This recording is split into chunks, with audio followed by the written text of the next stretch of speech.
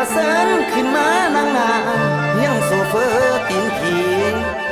และแถมใจดีอีกเด้อนางนั่งเปิดเพลงให้ฟังพร้อม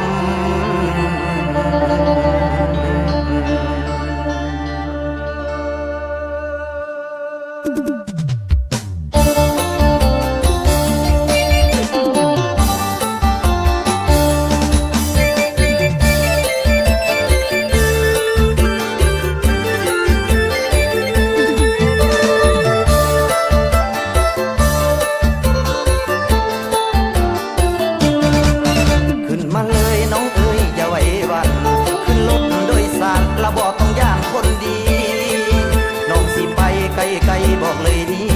ผู้สาวนั่งฟีละคันผู้เฒ่าเสียเงินน้องอย่าเมินขอเส้นเลยทางหน้าส่วนแม่ข้าขอเส้นขึ้นทางหลังขึ้นคันนี้รับรองบอกผิดหวังจะขอให้ระวังบอกให้มีโพยภัยไปใส่น้องราคา12อายเพราะว่าหรือสิไปสักกาคนลุงนั่นให้หิบมาหรือน้องละอยู่ทางแบงนาโพจะสู้กันเดือนางหากสิเมื่อนำอายจงเห็นใจหนุ่มสองแถวคนนี้ขับรถหลายปียังบ่มีลูกเมียรถคันอื่นละเขามีคู่พ่อเคียกายเลยอยากได้เมียละมาเป็นผู้เก็บเงินเส้นเดินนอนคันสาวเด้ยังบางมานั่งยังข้างอายพ่อให้อุ่นใจ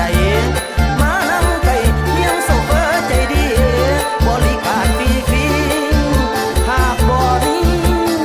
น้องแฟนซ้อน